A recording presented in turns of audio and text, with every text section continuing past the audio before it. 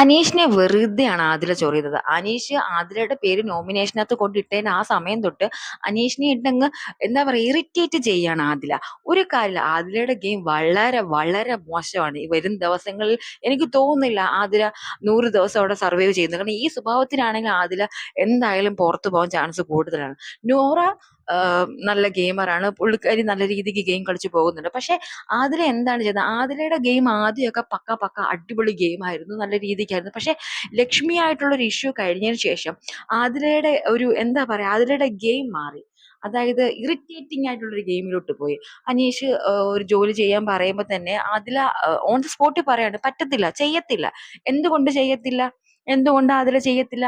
Aneesh team ക്യാപ്റ്റനാണ്. അപ്പൊ അനീഷിന് ജോലി ചെയ്യിപ്പിക്കാം, അത് ഇവരുടെ ഡ്യൂട്ടിയാണ്, ജോലി ചെയ്യുക എന്നുള്ള ഡ്യൂട്ടിയാണ്. ജിഷിനും ജോലി ചെയ്യത്തില്ലെന്ന് പറഞ്ഞ് മാറി നിൽക്കും.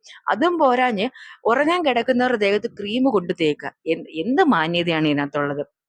എന്ത് മാന്യ? അപ്പൊ ലക്ഷ്മി അതിനകത്ത് പറയുന്നുണ്ട്, ഉറങ്ങുന്നവരെ ശല്യം ചെയ്യരുത്, ഉറങ്ങുന്നവർ ഉറങ്ങട്ടെ. അത് മാന്യമായ ഒരു ന്യായമായ ഒരു കാര്യമാണ്. കാരണം ഉറങ്ങുന്നവരെ എന്തിനാണ് ശല്യം ചെയ്തത്? അക്ബറിന്റെ ദേഹത്തെ, അനീഷിന്റെ ദേഹത്തെ, എല്ലാവരുടെയും ദേഹത്ത് കൊണ്ട് ക്രീം വാരി തരുന്നത്. അതില് ഭയങ്കര എന്താ പറയാ, മോശം ഒരു ഗെയിമറായി മാറിക്കൊണ്ടിരിക്കുകയാണ്. നമുക്കത് ഓരോ എപ്പിസോഡിൽ അതിലായിട്ട് തന്നെ നമുക്ക് കാണിച്ചു തരുന്നുണ്ട്.